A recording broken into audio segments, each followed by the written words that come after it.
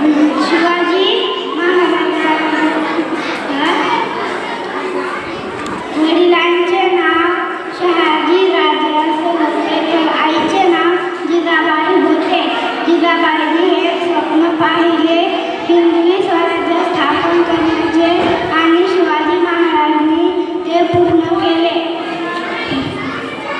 रायरेश्वराच्या मंदिरात जाऊन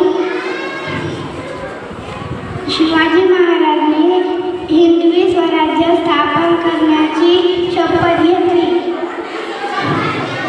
शिवाजी महाराजांचा जन्म 19/16/30 या दिवशी शिवनेरी किल्ल्यावर झाला.